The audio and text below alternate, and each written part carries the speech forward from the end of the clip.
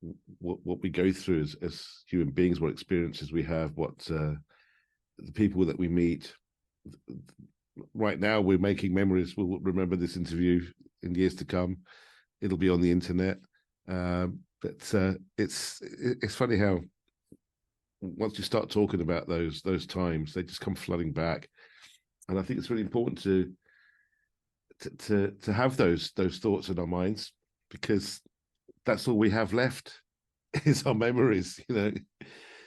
And, well, I've kind of got to appreciate that more with doing this particular round of interviews, because to us who were doing music in the 80s, that was just normal. You know, that was the age we are. That was what we did. But what I'm coming to realize now is, for people who were not there, people who are younger, people who were not born yet, yeah, it's history for them. We were part of music history. And so you're quite right in saying that once we're gone, then that is gone. yeah. And so the only thing that remains would be these kinds of interviews on the internet. And so the people who were really there talking about how this little thing happened, or when historians look at it, they always tend to make something of it that it wasn't. You know, they make things sound better, or they try and say, well, this was because of this and this was because of this. But at the time, when you're kids that just kind of want to play music and find a purpose in life, you're not really typically planning, okay, we're going to make this movement and it's going to be called this, and all that stuff comes later. Other people put that on top of it. But all you're doing is like, this is what I feel. I was thinking just the other day in the bathtub when I'm shaving my head, and thinking that when the Sex Pistols started, they probably didn't know it was going to be called punk. Mm. You know, I mean, I don't know exactly why and how it started. We've all seen the movies and all that, and McLaren tries to take credit as though he had this great scheme. I don't believe he ever did. I think it all just kind of happened, and like those things do. And then afterwards, you can start trying to claim the credit and say it was something significant. Mm. But it's all just history, and easily could have gone a different way. If Yeah. any of us had made a different choice and we're going to do this kind of music instead, or we're going to look a different way, if we hadn't happened to meet the right record company at the right time, it's very hit and miss, haphazard, really. It is. And if you go back on your life and look at where you started and who you met, this door opened, that one closed, that you met that person who introduced you to this person, to that situation, to this band or whatever. It's quite fascinating how one's life pans out like a huge spider's web, and takes you down different roads and avenues, and just opens up in front of you. Yeah, I think though over time, what I find kind of quite interesting now is that once people have had some life's experience and have a perspective, you can kind of relate on a better level. Back in the day, sometimes like when we were first starting off, and if we might have been opening for somebody who was a bit bigger than us because they'd had more albums already or whatever, they generally didn't even talk to us, you know. But today, if we should meet up, well, it doesn't really matter, does it? How big you thought you were back then, Yeah. or you know what your latest hit was. That was a long time ago, and since then you've had to live your life and be a human being, right? Yeah, no money, pay the mortgage. Well, Yeah. I mean, I'm sure you and I have both known people who were very famous at one point, and then next thing they were kind of destitute, and so it doesn't mean anything. Very few people become multi-billionaires. Even Michael Jackson, you know, because of the lifestyle that he lived, he had to constantly find the money to maintain all that he had amassed. Yeah. And Elvis, you know, I was recently watching that Elvis movie, the newer Elvis movie, and I've been a couple of times to Graceland, and so you get the impression that it was all uncharted territory, and so he didn't really have anything to follow. There wasn't really anybody to advise him and say, okay, when you make all this money, you should invest in this and invest in that, because nobody had ever done it before. Mm. You probably heard they say that the Beatles made less money from merch than Bon Jovi did, because when the Beatles did it, they didn't know they were able to own that. Well, And so, it wasn't really a thing then, was it? As it is well, now. anybody who wanted to could make Beatles Yeah. wigs and whatever and make all Yeah. the profits and give nothing to the Beatles. Yeah. It's like when Mm. sampling came along, isn't it? You know, people didn't realize that you actually had to pay the people that you had sampled from. Yeah. And so it took a few lawsuits before that got established. And these days, where we can make multimedia, you know, I'm big into making videos. I love the visual side of music as well, not just the Mm. music. And so you got to search a little carefully to find all the materials that you want, that you're not infringing somebody's copyright or having to pay an arm and a leg to use something like the Yeah. BBC, like the BBC does. You know, the amount of Yeah. money they pay to use a clip is ridiculous. Mm. So these days there are some incredible computer programs which are not that difficult to use, to create some amazing graphics, original graphics, of course, without having to go out filming. So you can, Yeah, I'm actually, working on an animated video right now, and that's something that's quite new and very amusing. mm, Uh, so I mean, even all of the technology, to be honest, you know, I'm talking to you on the same MacBook I used to create the album that we've been talking about. yeah, And so it always strikes me as funny that all the best studios in the world, Abbey Road and Air and everywhere, we couldn't do stuff as good as it sounds now on this little computer. yeah, and it's fantastic what you Yeah, can do but these days. all the money they spent and all the expertise back then, and now we've got it at our fingertips. I'm really happy that I've lived long enough to be able to experience that and use it. Yeah, can you imagine what it would have been like if we had this technology then? Well, yeah, How things would have turned out. well, there was a movie, I can't remember what it's called now. It must be a British movie where a Indian guy somehow happens upon Beatles songs, and the Beatles never existed or something like that. Oh yeah, And yeah, yeah. Ed Yes, Sheeran, Ed Sheeran is in the movie. So this guy suddenly starts putting out Beatles songs. yes. He is Yeah. amazed by it. So indeed, God. if we could get into the TARDIS and go back, Yeah, so with everything we know now and the technology and the songs that we can write now that we couldn't have written back then, we would have all been huge superstars, wouldn't we? You know, compared to what was around. Or that's a good.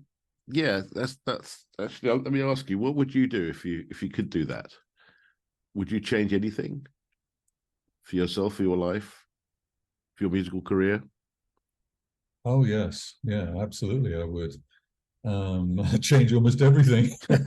If I could have the album that we have now, Battle Cry, this album in 2023, if I could have had that in 1981, I think that would have been incredible, wouldn't it? You know, in Mm, every way. I mean, one of the things, to be honest, is and our diehard Classix fans might not like this, but all the growling and screaming that I was doing in the early days, I mean, I did that probably for the first 2 or 3 years. So I know a mm, lot of people, if they remember me or remember Classix, that's what they're thinking of. mhm, And the reason for it really was I wasn't really a soul singer, you know. I just didn't have any soul. I didn't have any gravel in the tone of my voice. And mm. so I sort of manufactured some other extrovert thing. I mean, partly I liked artists like Sparks, I like Lena Lovitch, you know, Yeah. Arthur Brown Fire. And so all these sort of more left field type singers Yeah. appeal to me. So I like that idea of doing something that just a bit different rather than crooning love songs. But now I've got older, that I realize, okay, well, that's for a moment. You can sort of do the novelty thing. But in the end, singing is about delivering a song, it's about melody, it's about feeling. And so on this new album, all I really wanted to do was deliver the songs. Mm, I didn't want to do any acrobatics. I didn't want to do anything to particularly draw attention to my performance. My performance was subservient to the songs and to the whole. Hmm. And so if I'd have been able to do that back in the day, I think it would have been a lot better. Yeah, you've done a great job for this album. Your voice Thank you. is really good, and it's very, very, very, very tasteful, must say. Well, hopefully all the people that were put off by the growling and screaming back in the day will give us another listen and realize that's not all there ever was. Well, That's not hopefully, all there was. hopefully you'll probably be doing some of those tracks anyway if you go on tour. I guess. Well, I like your optimism. Maybe I in a think, few keys lower. well, the thing is that now that we've set a bar with the production of this album, Hmm. when people ask me about going out live, I say, well, our live performance would have to be as good as the album is, Hmm. and that would cost a lot of money. I can And hear it live, I really can. well, It could yeah, be an epic show. well, certainly it's got all the space there, and Yeah, we, absolutely. yeah, we can certainly imagine how it would be, but it's got to be, first class sound. It's got to be first class light show and all Oh that, yeah, and absolutely. with a crew, and so that's going to take a lot of money. So I don't know if that's going to happen. I can see why a lot of artists now of our era are going out doing the unplugged thing, the acoustic shows, because it's cheap. Gary Newman just goes out with 2 acoustic guitars instead of all the other stuff, paraphernalia. He's making a lot of money. But for us, you see, we didn't have to do this album. We haven't built our lives around trying to continue to be the band that we used to be. Hmm. And even though we've all done music in some shape or form over the years, we didn't try to keep the thing going. We didn't depend on it. And so as a result, we don't have to do anything. We've got happy lives that exist already. And if anything, we don't really want those to be interrupted. But Right. if they are, they have to be for the right reason. Like, for instance, the last time I think I went out and did a sort of major concert on my own, I went to Poland at a big venue. Polish people will know it. It's called Sopot. So Shirley Bassey has played there. Elton John has played there. It's a big glass stage in a forest, and it's absolutely beautiful. Hmm. And so they flew me out first class, and we had video screens and everything. It was just the greatest experience. But having done that, I said to myself, I'm not going back unless they do this for me again. Right. So I'm not flying coach anymore. And if I don't have the best sound and the best technicians there, I don't really want to do it. So that's the problem with getting older, isn't it? At the start, you'll pretty much do everything, right? Anything Yeah. you're out to do, anywhere you're invited, you'll go and do it. But at this point of life, we're only going to do it if it's going to be right. And so whether it ever will be, I really don't know. Well, I mean, I think everything's pointing in the right direction. You've got a first class album there, and it can only get better. So, Well, it just needs people to buy it now. yeah, I'm sure they will. I think a lot of times the fans don't realize that because they think they can just go and listen on Spotify or something, and then we're not going to make a penny out of that. Yeah, exactly. Apple, we actually posted something recently, a video showing what artists do make from the various different. Yeah. The fact that there are vinyl records again now, that's pretty amazing.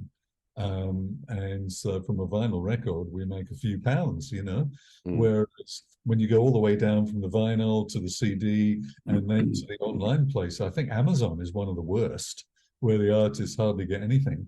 And so Bandcamp is good. We didn't really know about Bandcamp, and then somebody started asking if we could do a listening party. So tomorrow we have a listening party on Bandcamp, and when you order Bandcamp, the band gets a much bigger chunk than they get from anywhere else. You probably know this, but the viewers might not know this. I didn't know it. And they also do a thing which is really amazing, where on the first Friday of every month, if you order on Bandcamp, the band gets even more. The band gets something like 80% of the whole thing. Right. So that's impressive. So folks, if you're watching, First Friday on Bandcamp is a good place if you want the digital version of our album. But if you want the vinyl version, then on Friday, November 17th, you can buy it from Cherry Red or all other good retailers. If you buy the vinyl record, then we actually do make a little bit out of that, so we can put it towards a fund to go out there and actually perform live. That's it. So you can buy a few defibrillators and stuff like that to get on the side of the stage. Well, thank God I've remained pretty healthy all my life. I've never really had anything thus far. You know, they say touch wood, don't they? Yeah. Yeah. I've never had a operation of any kind, and I've not really ever been seriously sick. So I'm thankful. Excellent. I've got to ask you about the keyboards on this album, because obviously being a keyboard player, I'm been analyzing every little sound and trying to figure out what you're using, because I've got so many plugins on my computer. I guess you've got the same or something similar. So I'm just very curious to know what you were using to create some of those sounds. Well, actually, the whole album is done on Logic. I like Logic better than Pro Tools. That's what I use as well, Logic. Yeah. Yeah. And so mostly I'm using the inbuilt stuff. Right. Obviously, there's they have good libraries of loops, but it depends. Now, some people, when we say loops, they don't like the sound of it, and I think they're thinking of something else. They're thinking of DJs. DJs, exactly. Just pressing a button. Get some stupid thing around and around. But what I'm really thinking is when I'm making orchestras and that kind of stuff, that to have to manipulate them. Sometimes I'll be going online and searching because I just cannot find what I want. So I found a number of sites where you can get things. I mean, I'm trying to think what different ones on the album now that you might recognize, but I forget because I finished the album a few months back. But definitely with the orchestras, that to me is the most challenging thing, because I know the parts that I want to create, but I want them to sound authentic. Yeah. And obviously the best way, if you can't actually hire the string players, the best way is you actually have a recording of somebody really playing violins and stuff. And so I'll be doing a lot of cutting and pasting and pitch shifting. And so that's how I'm putting that stuff together. For the most part, with keyboards, see, I would kind of feel on this album we don't have so many kind of dominant type. There's a couple of songs that have maybe a lead line on a keyboard, and so depending what it is, sometimes it will be trying to kind of recreate more of the 80s type of thing, like with Inside Outside. You know, I wanted that really kind of 80s lead sort of sound just for that. In Color Me the Sky, there's like a keyboard solo before we get into all the guitar solos and that. And personally, I'm very much a textures kind of person. And so obviously you've gathered that from the whole production. And so there's the huge moments, there's lots of stuff that I would not have appreciated back in the day, but where you place stuff in the mix. So usually things like orchestras are placed quite far back, and so getting the right reverb. Sometimes in voices, you referred earlier to Wretched and the sort of vibe in that song, and so just placing the monks and the different voices into their space far away, so it kind of sounds a bit like they're in a cathedral or a monastery or whatever. I've really got into, and that's another reason actually why I love Logic, because their effects are fantastic, aren't they? You know, especially their reverbs and stuff. I mean, I probably spent a large part of my life in recent years just trying all those different ones, like, you know, the ones that say up in a balcony and Botter Church and Batcave. I mean, it's perfect for especially for doing films. If you're doing film soundtracks, you can use it, you know, inside a car. But I'm still learning, even though I've been recording for so many years. There's a kid from Texas who sort of came on my radar recently, who produces himself on Logic. He says he's 21 now, and he says he learned Logic when he was 10 years old. So he's got some new stuff out, and I was listening to my headphones and hearing that he had stuff like, nice delayed reverb. So his voice sounds kind of close, but then you're hearing the nice shh, in the background that's coming from his voice. And I like that. I think I want to do something like that. And so with the effects, with the keyboards, I mean, I'm kind of lazy. So if I can do it, first of all, within Logic, I will. But if I cannot find what's there, then I'm going to go and search further and wider. The only thing really that I tend to use a fair bit that I imported as a plugin was a dynamic equalizer. Right. Like before I started on this album, I didn't really know about that. I was probably using some, but I didn't realize what was actually happening. And so for those who don't know, with the dynamic equalizer, you choose a particular frequency, and then the machine will just pull it down when that frequency gets too much. And so that's very useful with things like drums, certain drum sounds. I absolutely love drums. It's really my favorite instrument. I've always loved drums and rhythms, even though I've never played them. And so sometimes with a snare drum, you can get like a nasty little edge to it or something, a frequency you don't really like that you want to pull out. With any sounds really, like you say, with keyboard sounds, sometimes I'll be hearing things like a particular synth sound often might have a low frequency thing that you don't really need, like there's a there that you might not even hear on your speakers normally, but it's unpleasant. And so you've got to remove that particular to get the thing. With, again, loops, I mean, we can call them audio files is probably a better term than just because we're not necessarily looping them. But with audio files, a lot of times there might be a particular synthy thing, like in the beginning of Inside Outside on this album, where I found a thing that I sort of liked the sound of it, but it wasn't what I imagined. Again, in my head, I've got particular textures. To me, they're like paintings, actually. And so there might be a color in there. I don't like that particular color. So I'm going to take out that color and I'm going to put in something else. Sometimes I might put like a soft distortion, even on vocals. Sometimes I use a very soft distortion. And one of the reasons they have those kind of plugins is because back in the day, we were all using the tube microphones, the good old Neumanns that Abbey Road and all the studios have always had. And so as things have got more digitized, they've tended to get a bit colder and a bit more brittle sounding. So sometimes actually putting in just a tiny little bit of warm distortion on a voice can be really helpful. I find not just a voice, but anything. It could be a keyboard. I think we've got a little tad of vocoder stuff in there in a couple of pieces.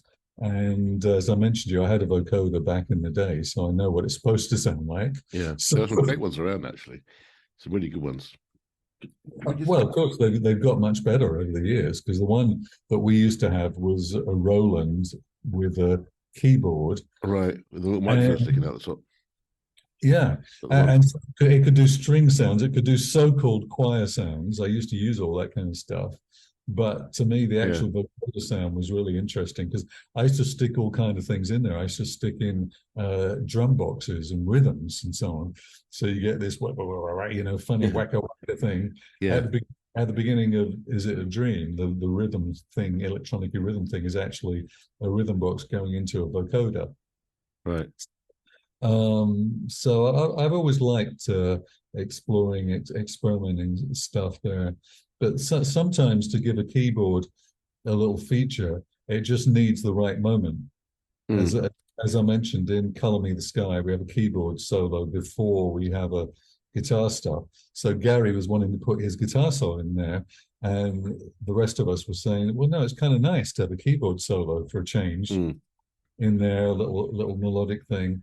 It reminded me a tiny bit in sort of mood of some of the things Ultravox would have done back in the day, Yeah. Because I love Billy Currie. He was really a genius, and I think never got enough credit, because obviously he was in the Gary Newman stuff and he was in the Visage and all that. So he had a big influence over what 80s music ended up sounding like. But I'm not sure that everybody really knows that.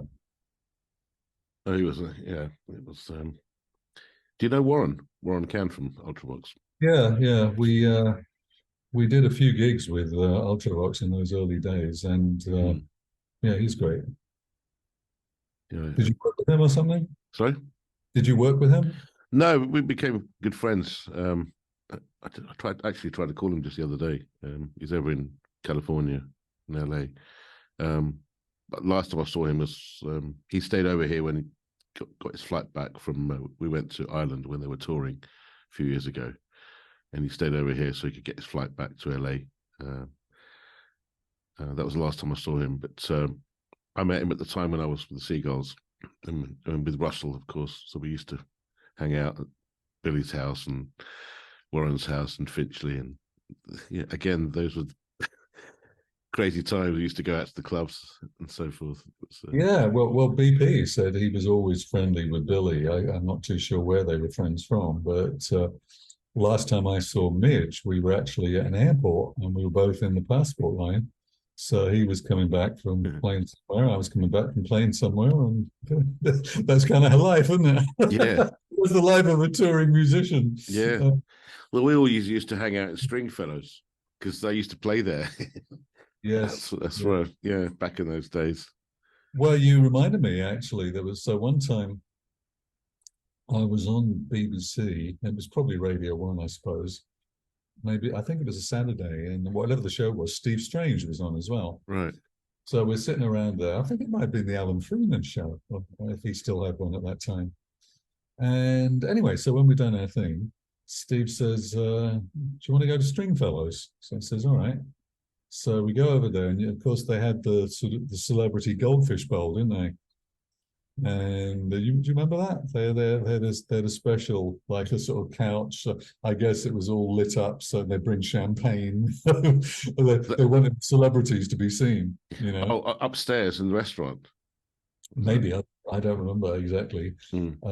but so while we're sitting there, Phil Lynott comes along and he says, "Oh, hi, how you all doing?" kind of thing, and then wanders off. And Lemmy came along and said, "Hello," in his northern accent. Mm. And so it's kind of so funny that that whole celebrity thing, isn't it? You know, sometimes I would get asked to go and judge competitions. There was a venue, it was a big venue in London. I can't remember what it was called now. And Wasn't the so Hippodrome, was it? I don't know. It was anyway. It was for lookalikes, so they had Madonna lookalikes, and I can't remember who the boys were supposed to look like. Maybe it was Michael Jackson. I don't know. Mm. But one of the guys there was um, I've forgotten his name right now, but he was a journalist who'd founded a kind of obscure record company as well, and I see his name around. It was a bit like the English version of Chess Records. You know, his name would come back to me later Mm. on.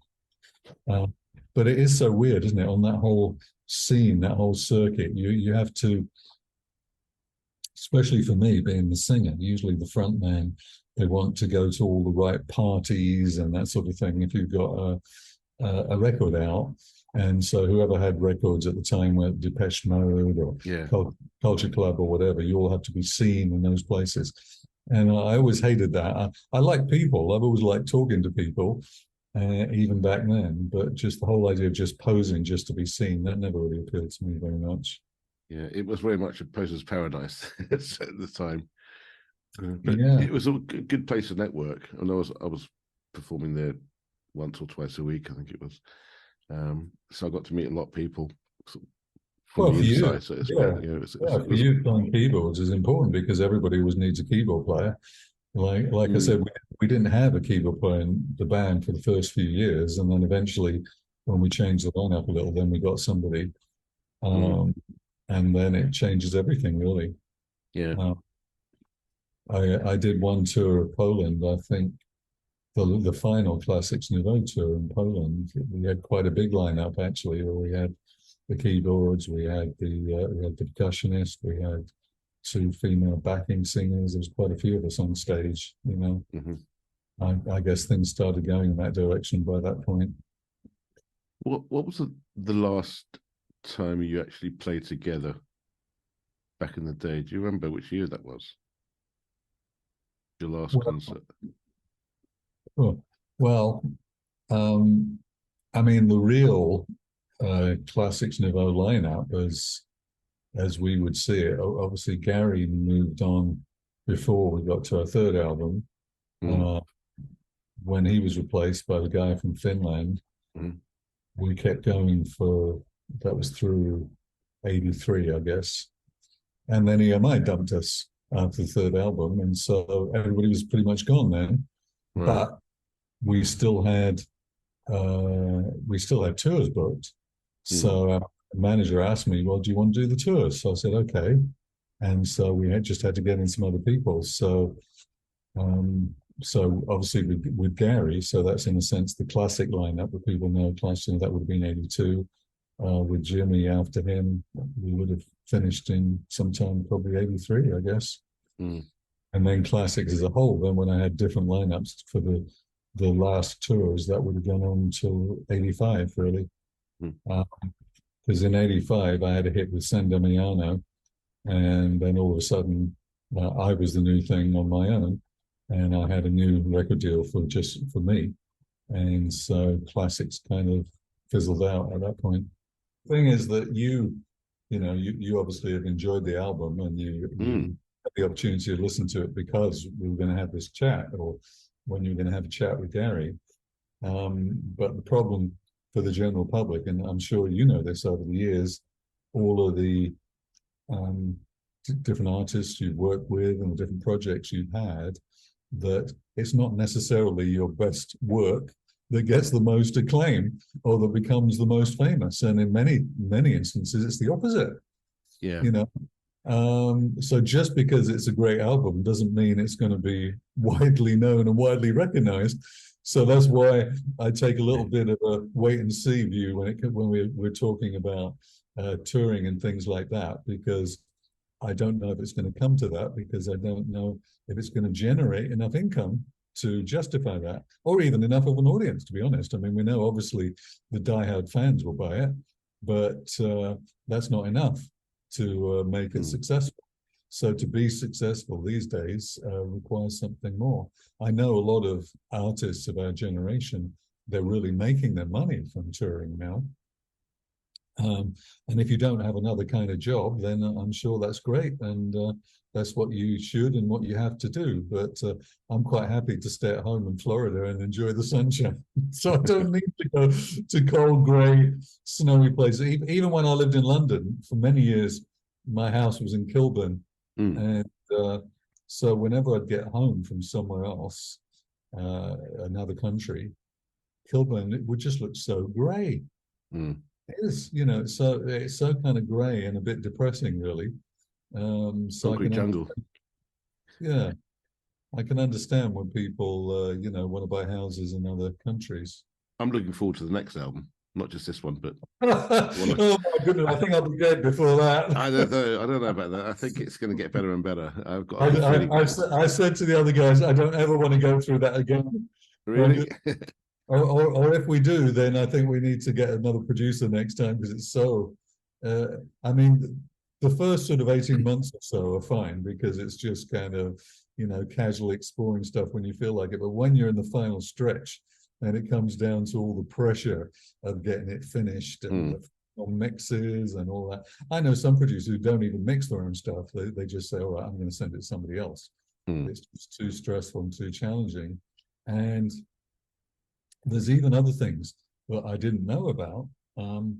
Originally, see, we were just going to put the album out online, and there you are, fans. That's it. Forget about it. And then immediately they started talking about wanting CDs, and then they started talking about wanting vinyl. And so I'm saying to the guys, well, look, if they want vinyl records, we're just going to have to do a deal with the record company. We can't cope with all this on our own. Yeah. And so once we've done a deal with the record company, and then you get into this big company operation where I'm dealing with people, I've never even met them. I don't know what their names are, who's responsible for this, who's responsible for that, the whole production line thing, who they're using for printers, the CDs are getting made in Poland, the records are getting pressed in Germany. And when it came to the mastering process, I discovered that initially my mixes were too bright and too wide. And so what I was told by a mastering engineer was, when it comes to cutting vinyl, again, it's something I would never have known anything about back in the day when all we had was vinyl records. But apparently, if your stuff is too bright or it's too stereo, the needle cuts deeper in the groove. So the deeper that the needle cuts, the more noise you get and the quieter it gets. So basically, we had to remix everything. And so I had to go back, and where there were effects that were making things stereo, I had to take them out. Where if there were things that were brightening up things too much, because I recall when digital stuff first came along, I don't know if you recall, I think it was a Yamaha desk was the first one I came across that was a digital desk in the studio. And when I heard how clear and bright things could be, I was really excited. I was like, wow, I love this. I know a lot of purists, they love tape and they believe it's warmer and all this. I'm much more into the technology, really. I loved the fact that you could be so bright, so crisp, you know, those high frequencies on strings or little triangle things that you would never really have quite heard before. Especially now with the really high quality recordings. I mean, it's even more so now. And also with stereo, obviously there's been over the years there's been quadraphonic, and there's, I forget what they call it now, you know, you have on Logic where you can do surround sound for movie track. 5.1. Yeah. So I like all that kind of stuff.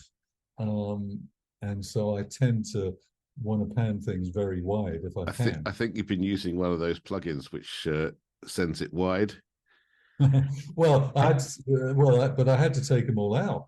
Yeah, that was the thing. It's very easy to over-egg it with those plugins. Well, the thing is with guitars, see, one of the little techniques that I tend to use oftentimes is if I've got a single guitar, then I'll do just a very tiny delay so that then you've got it on the other side as well. I've been doing that for years. I love that kind of thing.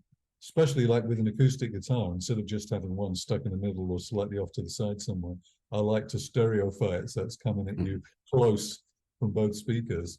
But I was kind of forced to revisit and sacrifice some of those kinds of things. You're still okay with guitars, but with some of the things, with drums in particular, there's phasing stuff that can go on. I mean, I've just done a 12-inch remix of Battle Cry, the song, to come out in it's 8 minutes long and very drum orientated. And the mastering engineer just told me, you're going to have to check the phasing on the drums there. For people that are going to get bored with our tech talk who are watching, phasing means when the other side is slightly out with one side. And so if you listen on a single speaker on your phone or wherever it is, then the thing, if at worst, it can disappear. Sometimes it can just get kind of quiet or lose its impact.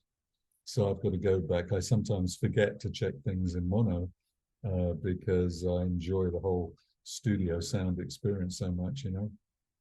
Were you sort of as hands-on back in the 80s as you are now with the recordings?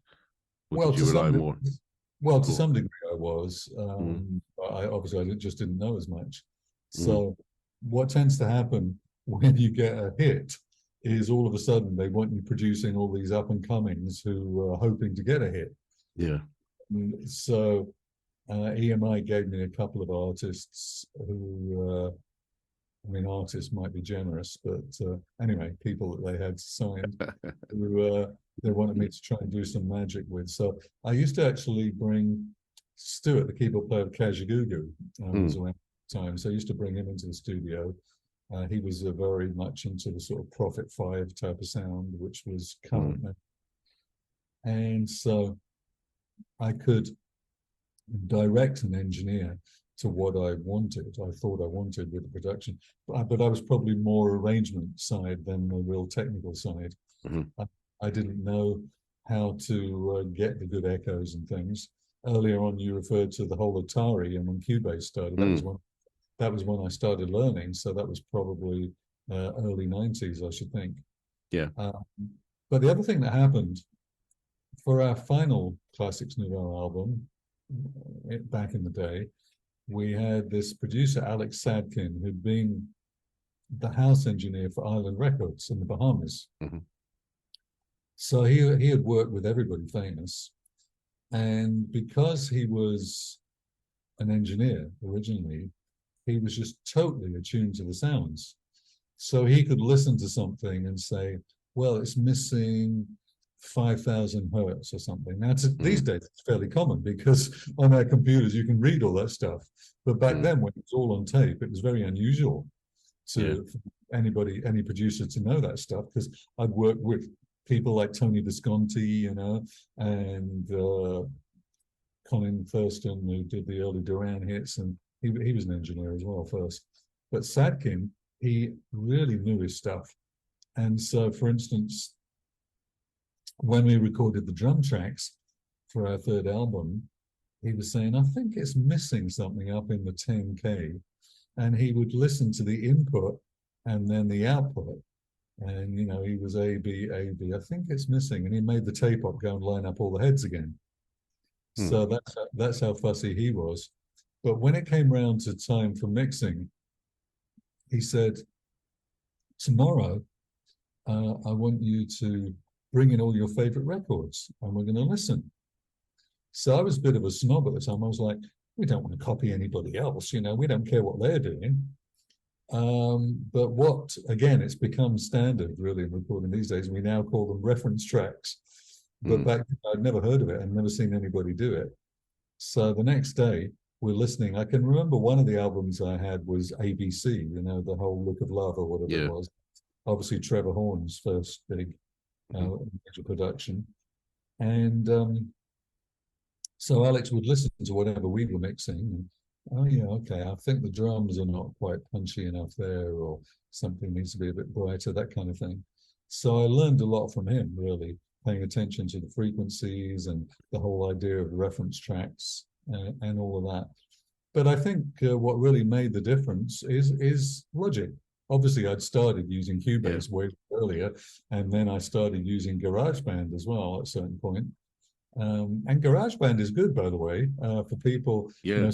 Some people would put it down because it's the amateur thing, but they've kept improving. But now it's got even better. Well, I don't use it, but it is really good. They've kept improving it, and so I really recommend for young musicians aspiring to something. Don't be a snob. If you can do something, if you don't know anything, do something on GarageBand, and you're going to start learning. But the other thing, there are other things with Logic I really like. For instance, with the drum kits, that you can now make drum kits that sound way better than you could ever do with just microphones. I've worked with a couple of producers who could do good drums, but then what was considered good drums, like when David Bowie, Let's Dance came out, I remember all the guys in my band were, wow, Let's Dance. That was sort of thought to be the greatest drum sound there. But clearly we went a long way on from there.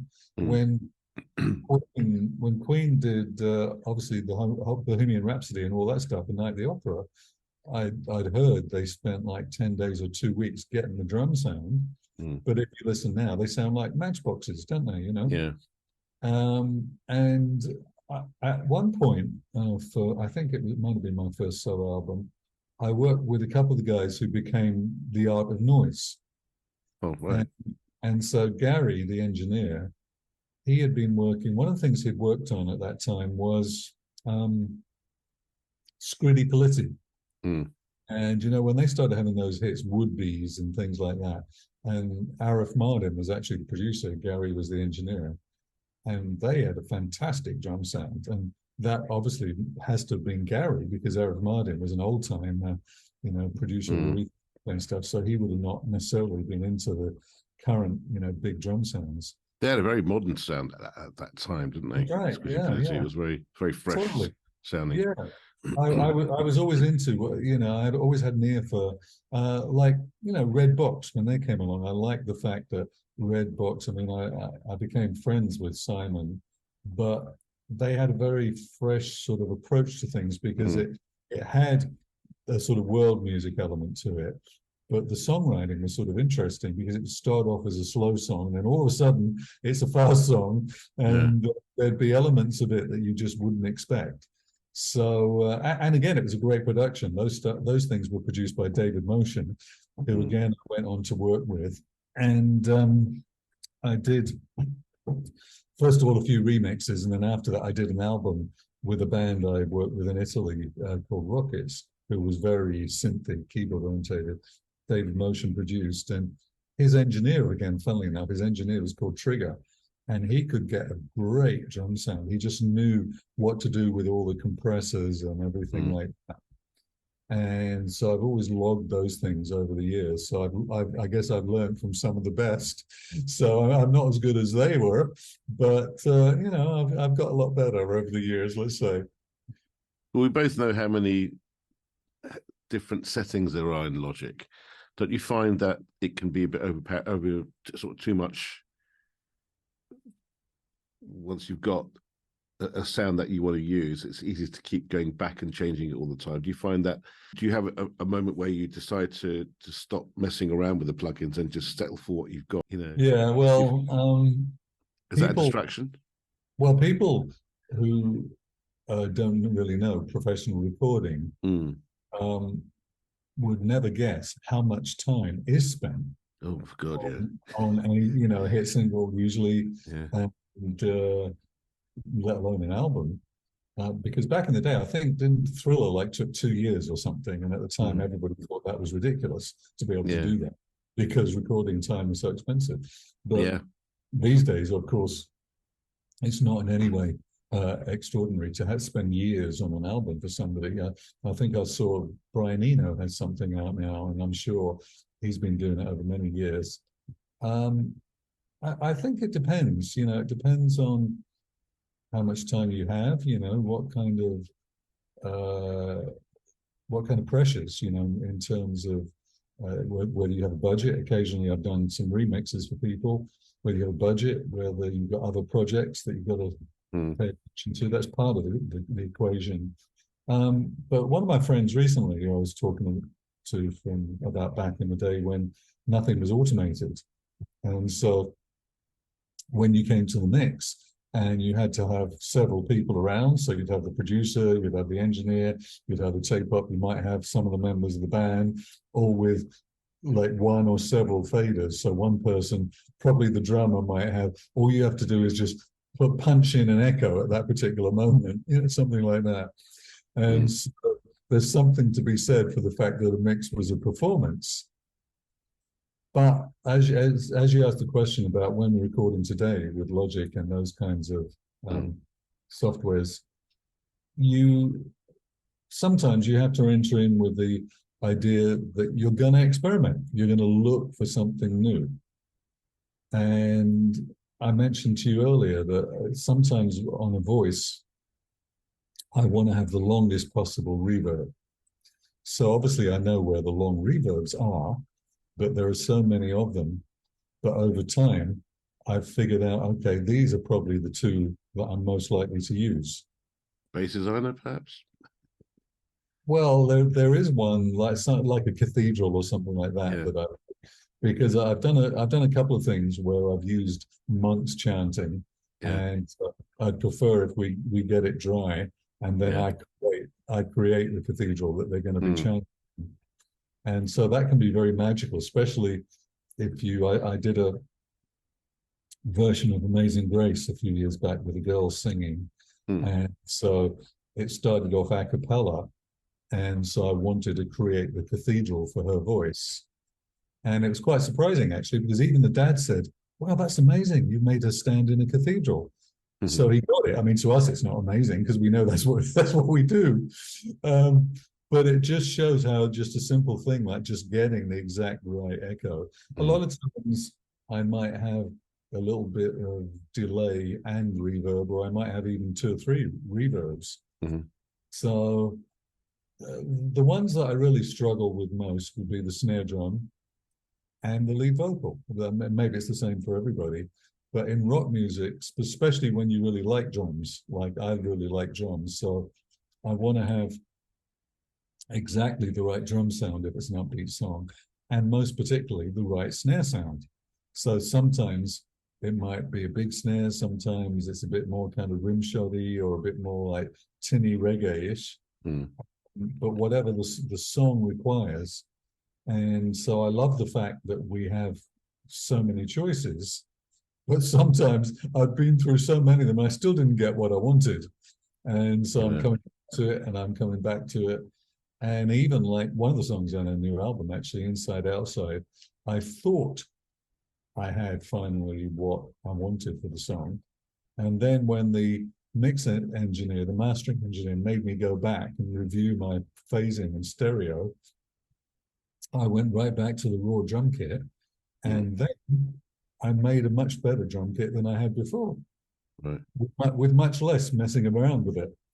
So I think that's just personal. Like I say, it depends on your mood. On the one hand, I always feel that if you're going to put out a record commercially, then it's forever. Yeah. So therefore, if you don't want to be left with the regret of saying, "Oh, if only I'd done that instead of doing that." I think that's what we're all afraid of, though, isn't it? It's fear of the of making that mistake and before committing it to eternity. Well, in one sense, you always will, Mm. but in another sense, you never will because you forget about it. If you haven't listened to your song for two, Yeah. 3 weeks, and then you listen, you're not hearing all those little fine things anyway. No. And plus, if you approach the exact same thing at different periods of time, like maybe a year later or 2 years later or whatever, you're going to hear it differently than you did anyway. And at that moment, you're going to be into something else. So you're going to maybe say, "Oh yeah, I don't really like the way I did the drums there."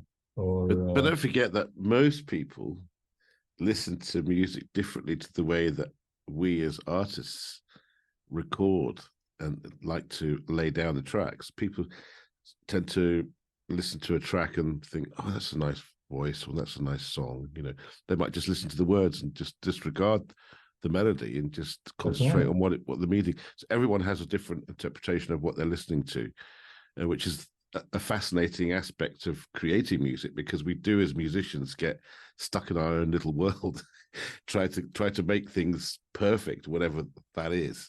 well, when I did San Damiano, originally I did it as for a TV show, Right. and so it was recorded a BBC session. It was at Morgan Studios. And back in those days, I don't know if it's changed, but there was all these musicians union rules where if you were going to appear on TV, usually you could not perform live, but you had to re-record your whole record in 4 hours in a 4-hour session. And I mean, this sounds ridiculous. It sounds like a fascist state, doesn't it? But it's to prove that you could do it, I think. You had to record in 4 hours, and sometimes that in theory a musicians union person could come to the studio to make sure you're actually doing it. Right. So San Damiano, I pre-programmed my drum boxes and whatever. So and I think I had a bass sequencer as well going on with that. Maybe even the keyboards might have been pre-programmed. I'm not sure about that, actually. I'm not sure how sophisticated our programming was at that point. Anyway, so then the percussionist comes in, does his little bit. Next thing, the boys' choir comes in. And I presume I must have done my vocal last after all of that. Anyway, we get it done in 4 hours. So as we're getting it ready for the BBC show, the engineer says, "Do you want it in mono or stereo?" Normally they ask for mono. So I just said, "We'll do stereo." And then at the time, I didn't have a record deal. You know, Classix had finished. I hadn't started my so-called solo career at that point. So we did the San Damiano on TV. And then my manager said, "What do you want to do with it now?" And I said, "Well, I'd like to put it out as a single." And he said, "Well, in that case, I think we better wait till Christmas." So he shopped it around, and we actually got 3 offers, 3 different record companies offered on that. And so when I did sign up to MCA, it was at the time. Obviously, so we're going to put this out as a single. So we thought we had to redo it. Now, so we bought the multi-track tape from the BBC for £90 or something. And so the main part on there was the boys' choir. Obviously, we could redo anything else easily, but to redo the whole choir arrangement would have been a challenge. So we tried much nicer, drum boxes and keyboards. And so I had a proper, really good keyboard player who played with David Essex and John Mayall doing the keyboard instead of just me. And we did extended mixes, all these different mixes. Nothing was as good as the original cheap 4-hour one. And whenever we played it to anybody, it was always, well, I like the first one. And so that was a very humbling experience. We must have spent days in the studio trying to make it better, and we couldn't make it better. Right. So that's a good reminder of that sort of fact, that you don't always, improve things by spending more and more hours on them. No. So it really totally depends. But also, even if we listen back to some of the records that we liked when we were young, they probably wouldn't sound as good as we thought they did. Yeah. But it doesn't matter, because we love the song, we love the artist or whatever, and nobody cares really that much about the production. The production is supposed to enhance what's there. I find it great. Sorry.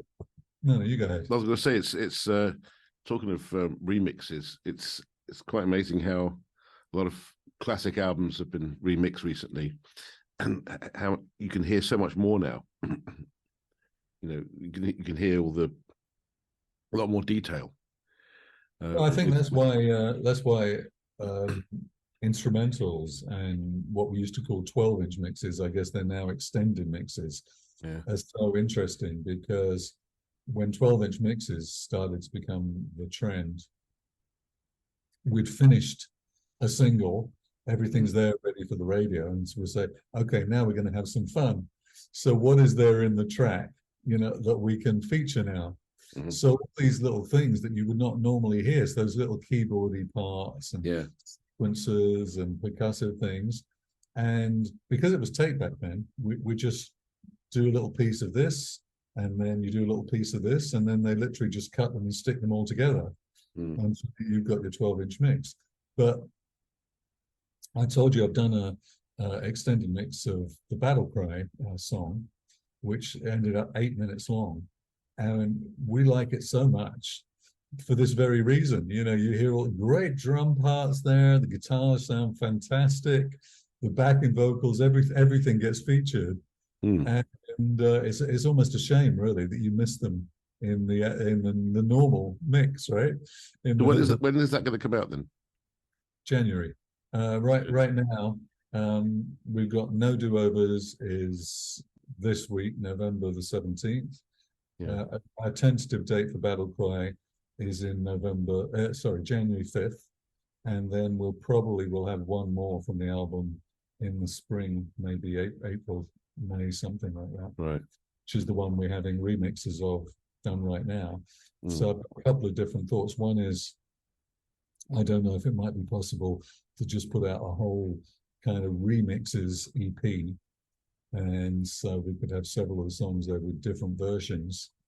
One would just, we certainly could have 3 or 4 mixes of the same song. So I don't know how practical that is if it's not going to be on vinyl. The only way it would be on vinyl is if sales have been unexpectedly large. But certainly that's the kind of thing that you can do now. But as I was saying, the things that will always really bug me are the vocals and the snare drum. So if I can get the snare drum, and even when you get the snare drum right, then if you sort of change the mix at all, then you can come back to it and the snare drum isn't right anymore, because somehow you don't hear those really nice frequencies. With vocals, I think when it's my voice, I find it very hard. I'm sure everybody does, because most of us don't really like our own voice. So I'll enjoy it a whole lot more if I'm producing somebody else. especially if obviously if it's somebody with an amazing voice, or if it's a girl in particular, which is going to be a lot different, obviously, to me, myself, I. So trying to get my voice to a point where I think it's acceptable to me is a challenge. Why is that? Why do you have that dislike of your own voice, so to speak, when you're recording? Well, you remember, for one thing, that I told you about Tona de Brett, and when I went vocal lessons, I wanted to get a better upper range where my voice is really a baritone. Right. And so where she's saying, oh, but Elvis had a very rich baritone voice, but most great pop singers have very high voices. That's just the way it is. That from Michael Jackson, to almost anybody we can mention, usually they're in the upper range. And from a production point of view, the reason that's good is because if it's a high voice, it can kind of sail up there, and then you can put whatever you want underneath it. Yeah, and it cuts through. But when you're in the baritone range, then it's challenging because there's a lot of stuff, a lot of the drum stuff is in that range, obviously, the bass. So it's much harder to just find that combination. But it certainly works well for this album, that's for sure. Definitely. It's definitely, it's matured. Well, for this album, I'm mostly in more of a kind of middle range, so I don't usually go very low. I don't go ridiculously high for me, it's kind of what feels comfortable to sing. So for a lot of it, I'm just much more relaxed. And it's actually one way of describing it, I think, is as if you're telling a story, a book through song. That's one of the feelings I got, that it's as if you are literally opening a book of music. Well, putting that story out, Yeah, I appreciate you got that, because that is very much how I felt about it. As I mentioned to you, I kind of feel in terms of textures and like art, and I don't mean art in the pretentious sense, I mean art as in audio visual. Yeah. And so in a way, I'm almost seeing landscape sometimes. Yeah. When I'm working on the music, we've got there Color Me the Sky, and that's one of those songs. Lyrically, I couldn't tell you what it's about. I don't know what Color Me the Sky means. I just came up with that phrase and I thought, wow, that sounds great. I like that. I'm going to use that. Right. And so painting the colors as the song goes through, I think it's 6.5, 7 minutes long, something like that. So painting the different textures as the song progresses, that's what happens with that song. And so I believe, because I do actually paint as well. Right. My house is full of my paintings. Okay. So it's natural for me to think kind of visually and to translate the two. So I'm quite good at sometimes being sparse. So as you mentioned, particularly no do-overs, where it's literally just the acoustic guitar, the song, and then a tiny little bit of keyboards and stuff. And just so you don't really notice them too much, little bit by little bit creeping in. So I'm kind of good at both being sparse and also being symphonic. Right. One of the titles I had in mind for the album one time was Symphonique with a QUE at the end, pretension. Right. But I thought that would kind of describe what the album is, because although only 3 of the 4 of the songs literally have an orchestra on, but the way the whole album is crafted with guitars and different instruments is kind of symphonic, really. And so with a symphony, obviously, you usually have a upbeat movement, and then you have the slow movement, and then you have another upbeat movement. And so you get a chance. I guess so you're more of a classically trained musician. I probably got more into the idea of classical instruments from the Beatles. Because I can remember as a kid, so therefore it's really George Martin. I can remember as a kid just listening on headphones, I'm the walrus. And at the end there, you got the famous cellos that goes dun, dun, dun, dun, dun, dun. But all these different sounds and voices that keep floating in from all over the place, and it feels like it goes on forever. And I think that might have been one of the things that really made me want to make music, and especially from a production point of view. Mhm. That's always my reference point from point of view of creativity. It's like anything is possible. Yeah. With on this new album, Wretched, at the beginning and the end there, we've got a girl reading in French. Yeah. And there's no particular reason for that. I can't explain why it's there, other than I just felt this would be nice. This is something I feel I'd like to have in this song. And not only is she reading in French, but it's a bit sort of whispery, and it's towards the left side. It's quite panned. And I sort of like that because in my imagination, it's almost like she's at a railway station or something like that, waiting for a train, and she just starts reading this thing. So she's not the center of of attention or anything like that. She's just over there doing her little thing quietly in her own little world. Well, So the great thing about that though is that it opens the door to some great graphics for the live show. you're on about the live show again. Yeah. One of my American friends, actually, he's a TV presenter in Houston, Mm. and he says he's always wanted to do a Broadway show of classics. And so this is how they think in America. We think in terms of more rock and roll. They think Broadway. Because that's another funny difference with America. I feel, England could have changed because I've been gone 24 years now. But this whole high school musical kind of idea is very big in America. So a lot of teenagers, they'll be doing their own productions of Broadway shows that we know. And that may in part be why we've ended up having all these rock and roll Broadway shows. We Will Rock You and ABBA and all of the, everybody wants to do a Broadway show of their music now. Personally, I always found Broadway a bit off-putting, the sort of cheesy idea of the, show business. There's no business like show business. Although, having said that, I did like a lot of Rodgers and Hammerstein songs, strangely enough. There was something, I don't know if it was because Janis Joplin did Summertime, and so there's quite a few, particularly later in life when I've got to understand harmonies and chords and stuff more. Like, for instance, in Kismet, they have a song that comes from Rimsky-Korsakov, or is it Mussorgsky? One of those. They've got a song that's based on one of those classical pieces, and so just the way that they did their music is so not rock and roll.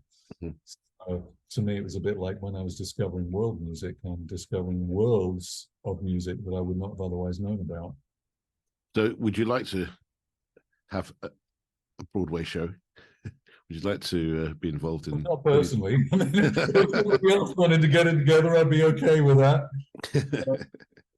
I mean, this whole thing that everybody's doing now, they tell me, of having orchestras, that's quite interesting to me, because I think, well, I mean, I read music and I know about, I actually direct choirs now, so I'm quite familiar with how to voice things, but I'm not that good sort of classically that I would do all, whole orchestral arrangements. I think I saw one online where Peter Gabriel was doing it. And I also saw him, funny enough, with a flock of seagulls. And there was, just today I was listening to, I was just checking some Flock of Seagulls catalog on Apple Music, and they had an orchestral version of Iran. Yeah, I think they did something in some Eastern European country where I presume it must be a lot cheaper to if somebody wanted to do it. It is a lot cheaper, yeah. A friend of mine recorded a couple of albums with the UK-based orchestras, and then he went over to Bulgaria, and it was about a tenth of the price for the same quantity. Yeah. Very much cheaper. I was thinking I probably could do something like that in Poland. I've sometimes done some things there where they've supplied me with a choir, and but if somebody wanted to get an arranger to arrange some of my songs to be done that way, I'd be fine with that. Because going back to the San Damiano experience, when the choir director came in, having written an arrangement of my song, I was just blown away. I would know how to do that now. I know what all the principles are doing, but back then I'd never been involved with anything like that. And so I remember he said to me, he's passed away now, but he said to me when it was presented to him by the BBC, he was a bit wary. It was like, oh, you know, some rock and roll guy is going to give me some three-chord song to do something with. And when he got to hear it, he was impressed because part of the song was actually based on a hymn, like an old Latin hymn. So I guess it always had that element to it that he could really relate to. But on our third album with Classix, we were recording in Rack Studios, and we had Anne Dudley come in for one song to do a string arrangement. Our engineer at the time was Phil Thornalley, and he was only 19 then, but he was brilliant. He was one of these people who he just had the ears, like right from the word go. He just knew what frequencies, he knew what mics to put with which instrument. He was just incredible. So when we had these string players come in, Rack is a good studio for that. You know, it's big, it's got good ambience. But again, they're on union rules. And so it was something like you can only get them for 3 hours. They have to have a tea break, and they have to have a leader and whatever. Anyway, that's by the way. We just loved the sound so much. The particular song which they played on, it was called Forever and a Day, and it was kind of upbeat and rhythmic. And compared to what I know now, I realize her arrangement was very simple, but just those sort of very rhythmic percussive such as they're playing lots of arpeggios and things. We just loved it so much. I had to have a recording, tape cassette it was back then. You took from the studio just the orchestra, so I could listen again and again and enjoy that. And then when we got to make the 12-inch version, a whole section of it features just the orchestra and the drums, and so that's my favorite thing from that album. I guess the idea of expanding, I'm the kind of person that could get bored very easily. So I could never do, for instance, what Status Quo did, where they decided we're going to do boogies, and so for 15 years, every song was just a 12-bar blues. I would have got bored by the second song, really.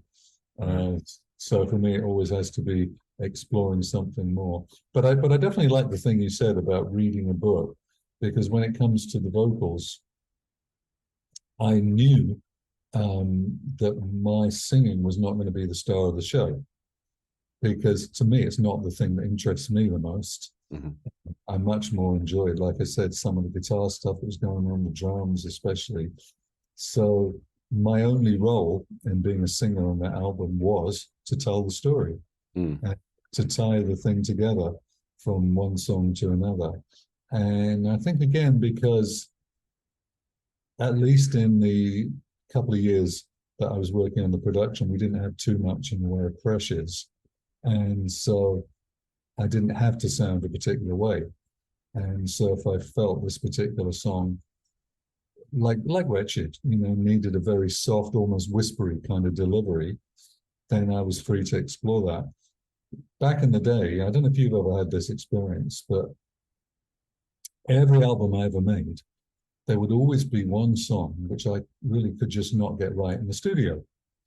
And sometimes it would be a song that we played live and it was just fine.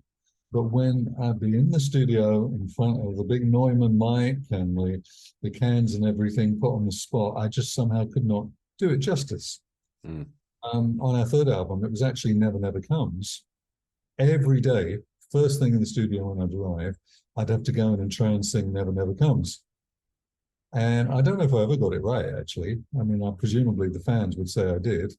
But at the time, we just didn't think that I was doing it justice. So that's the kind of thing where now, I think, I'm not sure if it was that song or Inside Outside on the new album, where I redid the vocals 2 or 3 times, not for that same exact reason, but because over time, as the song production would develop, I didn't like what I originally did. And I'd feel it required something else. Another thing that transpired during the production of the album was some of these young people, I told you, I know musicians who discovered the old classic stuff on Spotify. would be telling me about what they liked. So some of them would be liking "Is It a Dream," and Mm. they're to me, when you go satisfaction, you don't do that anymore, do you? And it's like, well, no, I'm trying to not do that anymore. Oh, they had disappointment that I wasn't doing that kind of thing anymore. So some of the heavier songs, like Final Symphony, I had to kind of say to myself, well, let's forget trying to be all mellow and like grown up, and let's just, give it what you feel now, the way that the song now is. So I mean, I didn't exactly end up growling and screaming, but I did end up giving it a lot more power and singing in a different way than I Mm. did for the more melodic songs. Right. And so I think when the singing serves the song, serves the story, then that's when it's successful. Yeah. Because probably most of the greatest artists in pop music, rock music, were not necessarily great singers. Mm. With this new Beatles song, clearly it was all built around trying to extract John Lennon's voice. Mm. So John Lennon was not an amazing singer in any way, and especially by today's standards, Yeah. on all the talent shows and all that, you hear all the singers that come on. They all wanted to sing all over the place, don't they? And I know so, they try and sing as many notes within a second yeah. as possible, which is not what it's all So, about. I guess we have to blame Mariah Carey for that. Yeah. I'm not sure if she was the one that started all that, but it just seems that's the way people feel they have to sing these days. But the Yeah. great singers of all time. Once I was watching a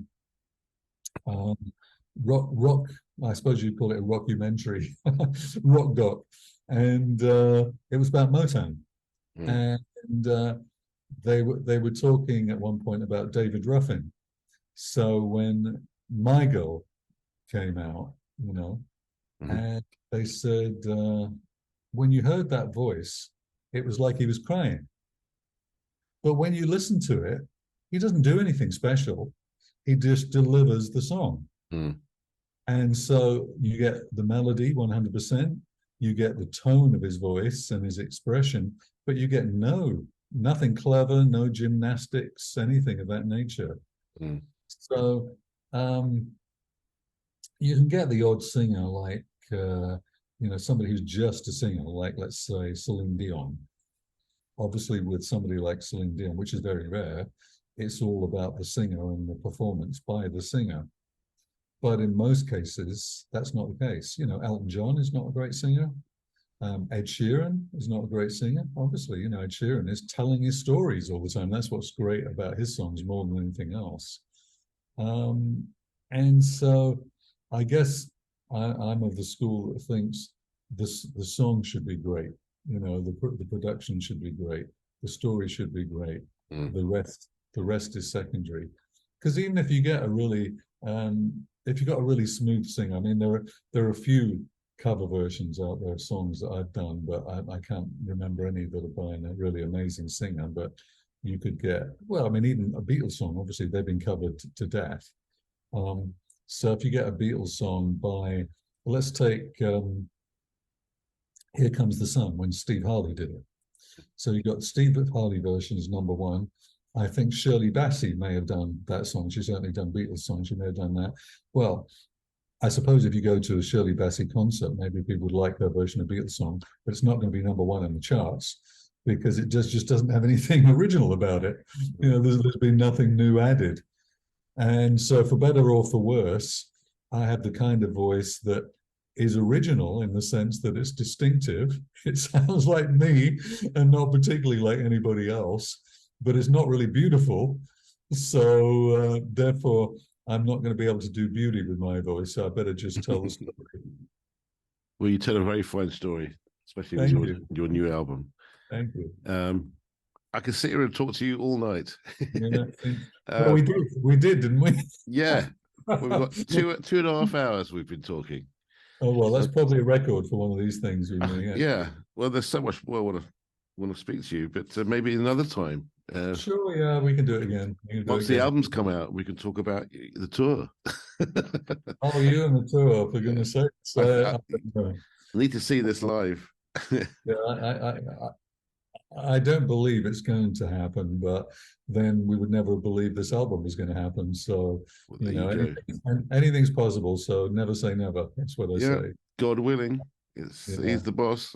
So, Yeah. So a few months down the line, then we can check in and see where we got to.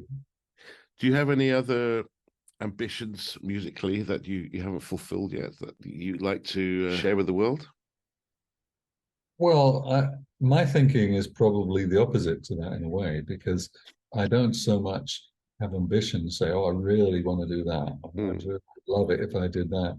It's more, I'm so very grateful for what I've been able to do. Yeah. Because I really had no proper musical education of any kind. I had nobody in my, we had a piano in the house, but there was nobody in my family played an instrument. I think I didn't even take an interest in music till I was playing wise until I was about 14.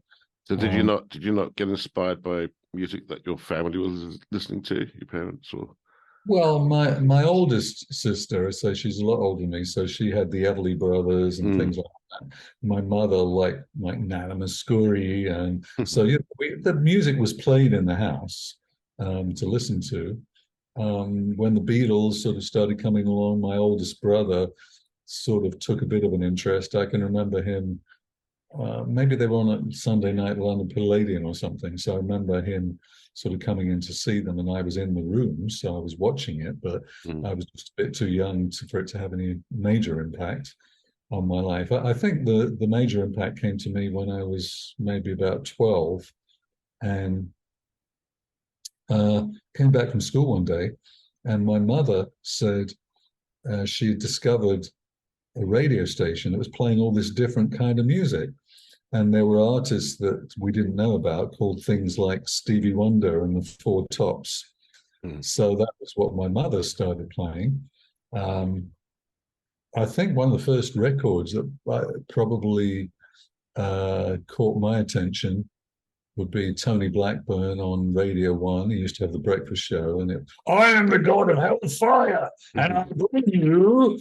And so, and I saw Arthur Brown on Top of the Pops with the black and white makeup and the fire blazing out of his hair. Yeah. And then around that time, or a little later, on some weird show, black and white show. I mean, I guess we just had black and white TV anyway. I saw Led Zeppelin doing communications breakdown. Mm. And so that was probably the start of me actually thinking I wanted to do it. Mm. So I'm about 14 by that point, probably. But at my school, in the earlier, I want to call them grades because that's what we call them in America. I guess we call them years, and I think actually we used to call them forms in the school. I went to a grammar school, Which so school did you go to? I went to a school called St. Michael's in Hitching, Oh, and okay. then it was in Stevenage after that. Mm. Yeah, so the first couple of years at school, all they did was brought out songbooks, and we had to sing like "Dirty Old Town" and ridiculous stuff like that. So there was nothing around the piano. There was nothing inspiring about music lessons. And then when I was about in the middle of that, we got a new hippie kind of music teacher, and he said, "All right, next week, if you can bring in your favorite record, and I'll play one of yours if you'll listen to one of mine." So this was smart. So I play, and it was in a big hall. He had one of these record players that must have been mono, but had a big speaker. You know, I guess schools had things like Mm. that. And so he puts on his record, and I hear da da da da da da da da, and I was, wow, this is amazing. I'd never, I mean, if I'd ever heard it, I presume it must have been around in the atmosphere, but I'd never paid attention to it. And so after that, I actually started listening to a classical radio station as well as my pop stations. And so I didn't know anything. But Mm. again, so I wanted to learn guitar. That was the thing. So this hippie guy got in a guitar teacher. By this point, I'd got. Now you're probably a bit younger than us, so I don't know if you know about Green Shield stamps. They used I to have. remember. Well, I used to live in Edgware where we had the Green Shield Stamp house. Oh, okay, Lived just up the road yeah. from there. It's not there So I get anymore. So Yeah, I get my first acoustic guitar with green yeah, shield stamps yeah. on the Those books that you had exactly. sticker Yeah. and yeah, So I bullied my mum into getting a guitar instead of whatever she wanted. My father says, "What's the point in having that? You don't even know how to tune it." And well, he's yeah. right. I'm hoping one of these days. So, Wasn't you when you bought it? well, we hope, probably not. So anyway, so the hippie guy, he hires a guitar teacher to come once a week. Right. So I go to my first guitar lesson, and he wants to teach us all this classical stuff and how to read music. That wasn't what I was into at all. So anyway, he said, okay, during lunchtime, they must have had 5 school guitars or something like that. So we're allowed to sit in a practice room and practice. And he said, don't play anything except what I teach you, because I don't want you to get into bad habits. Hmm. So we're sitting in our lunch break in the guitar room, and I'm trying to play Eric Clapton and Black Sabbath and stuff like that on this nylon string guitar.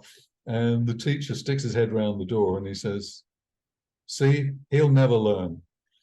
And it always amused me for many years after that. I bet you I was the only one that ever became a professional musician now, because you've got to be willing to take risks, right? To go where you're not Hmm. supposed to go. Anyway, Yeah. I gave up on him very quickly because I thought he wasn't teaching me what I wanted to know. I wanted to know how to be heavy. Hmm. So then sometime later, I guess we started to form school bands. And so he somehow got wind of the fact that I was doing something. So the guitar teacher came to seek me out, and he tried to get me to go back to lessons. And I said to him, "Well, you're not teaching what I want to know." And he said, "Well, I can." He said, "Why don't you come back?" And so this time he wanted to talk about when he was a jazz guitarist on a cruise ship and start teaching jazz chords. And Hmm. again, it's all what I wanted to know. I mean, it might have involved an electric guitar, but I wanted to know heavy stuff. So after that, for many years, I was on my own.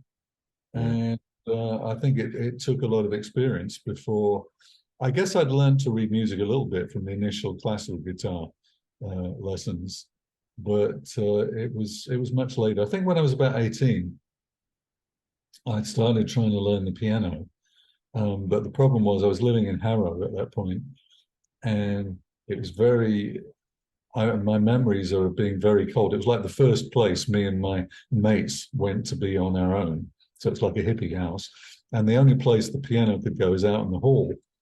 But because we didn't have any money, the whole house wasn't heated. So I'm sitting there freezing, trying to learn the piano. Hmm. And, my fingers turning into icicles. But it was a good moment because that was at a time when there was a lot of new and exciting stuff happening in music. So um, I think I had some demos by that point because I can remember going through the Melody Maker and Hmm. looking for some managers. One of the guys that I spoke to on the phone was Simon Napier Bell, who ended up managing Japan, and Yeah. there was a couple of other really famous names. It's funny, really, to think that back then you could just get them on the phone and Yeah. have even when though you were nobody, like some young hopeful, you could just have a conversation on the phone. You never would these days. Just get them on Instagram now or TikTok. Well, one of the funny things with this new album is Steve Lillywhite has been a friend of our drummer BP for years and years. He used to be his neighbor, and he'd never mentioned it. Hmm. And so he happened to mention it recently. So he told Steve that we were doing a new album, and I think he sent him the single "Fix Your Eyes Up." Hmm. And so Steve sort of commented on it, and he said he was interested in having one of these chats. So we've been trying to get together because I've never met him, but I've watched a lot of his things. He seems to be a good talker, Hmm. and obviously I've known people that he's produced over the years. But right now he's been tied up with this new U2 thing in Las Vegas. Oh, really? They've got this whole experience The going on there. Sphere. Yeah. Right, Sphere. Yeah. And so Steve Lillywhite was obviously involved with trying to set up the sound and Okay. because they're playing live at it. Yeah. And I suppose they've got the challenge of trying to reproduce their records that he was the producer for. Hmm. So he lives in Mali or somewhere weird. But he's been in America for a number of weeks now, just working on the YouTube thing. So theoretically, when he's finished with all the U2 stuff, then we're going to have the conversation about the new album. But I mean, I said to him, I was very humbled and flattered that he wanted to, listen to it and have a talk, because I wish back in the day that he would have produced some of that stuff. It would have come out a lot better. But what I heard him saying on one of his interviews that struck me as being very true, he said, back at that time, there were basically guitar bands and there were synth bands. So he went the guitar band route. Now, although we were really a guitar band, but the kind of music we were playing was identified as the synth music, So I can see he might not have been the right producer for that time, and what we want to do and what he wanted to do. And even then, looking back, it's funny how some bands who are much more left field, so let's say Bauhaus or Echo and the Bunnymen, are kind of very revered these days because they were kind of, forging a path away from the mainstream. And then in the very mainstream, so you got people like Duran or Boy George, who were really the big pop artists of their day, and they're still very revered because they had such big hits, so they were so important to people growing up. And I think we sort of fell somewhere in between the two, because we weren't as left field, but we weren't as pop as those really at the top of the mainstream. And so we've had a bit of a strange sort of spot in that sort of history of British music of that period. But I think sort of finally, concluding with a very long answer to a short question, would be that I'm sort of open. I'm open to things that come along. So anything that sounds like it's going to be challenging, things that I haven't done before. Different instruments, you referred to the oboe, you called it a bassoon. I don't really know what range it is, but the instrument that's on the oboes, that's something. That's something I've never done before. And I've actually got a guy with my choir right now, an old guy who plays trumpet. So I'd never written music for trumpet whatsoever. We do have some trumpet type stuff with the orchestras on our new album, but writing for trumpet, I didn't even know what clef it was, or that they played two notes different to the way stuff is written and all that kind of thing. A couple of years ago, I had a kid who was playing clarinet. So I've been stretching myself in recent times. So I like to continue doing that. But if I'm still around here,